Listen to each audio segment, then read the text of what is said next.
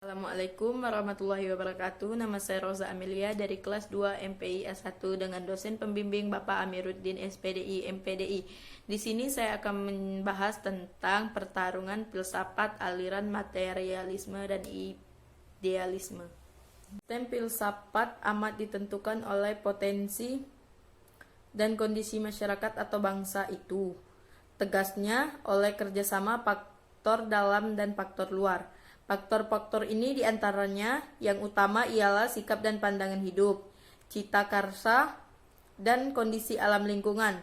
Apabila cita karsanya tinggi dan kuat tetapi kondisi alamnya tidak menunjang, maka bangsa itu tumbuhnya tidak subur atau tidak jaya. Dalam filsafat, idealisme adalah doktrin yang mengajarkan bahwa hakikat dunia fisik hanya dapat dipahami dalam keberuntungan pada jiwa atau min dan roh atau spirit. Kata idealis itu dapat mengandung beberapa pengertian, antara lain seorang yang menerima ukuran moral yang tinggi, estetika, dan agama serta menghayatinya. Orang yang dapat melukiskan dan menganjurkan suatu rencana ada atau program yang belum ada.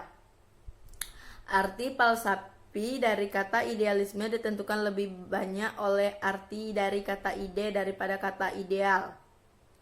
Idealisme mengatakan bahwa realitas terdiri dari ide-ide, pikiran-pikiran, akal atau min, atau jiwa atau self, dan bukan benda material dan kekuatan. Idealisme menekankan mind sebagai hal yang lebih dahulu atau primer daripada materi. Yang diajukan idealisme adalah jiwa mempunyai kedudukan yang utama dan alam semesta. Sebenarnya idealisme tidak mengingkari materi.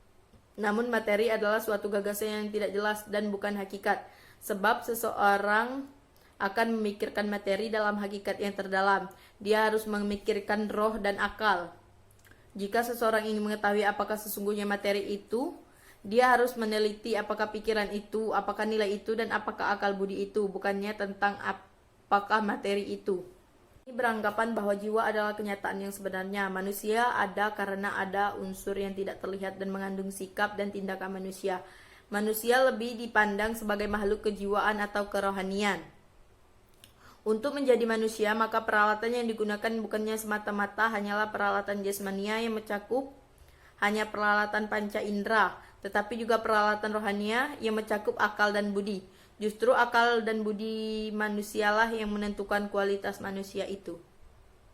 Materialisme adalah asal atau hakikat dari segala sesuatu, di mana asal atau hakikat dari segala sesuatu ialah materi. Karena itu, materialisme mempersoalkan metafisika, namun metafisikanya adalah metafisika materialisme. Dari uraian tersebut dapat diambil pengertian bahwa cara berada manusia itu menunjukkan bahwa ia merupakan kesatuan dengan alam jasmani. Ia satu susunan dengan alam jasmani. Manusia selalu mengkonstruksi dirinya, jadi ia tidak pernah selesai.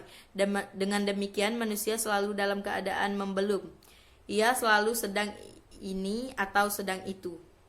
Menurut pandangan materialisme, manusia itu pada akhirnya adalah benda seperti halnya kayu dan batu.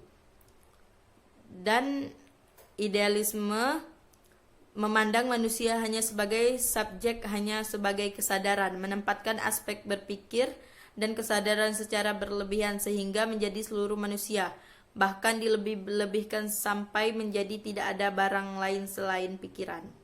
Itulah yang dapat saya sampaikan, kurang dan lebihnya saya mohon maaf. Saya akhiri, wassalamualaikum warahmatullahi wabarakatuh.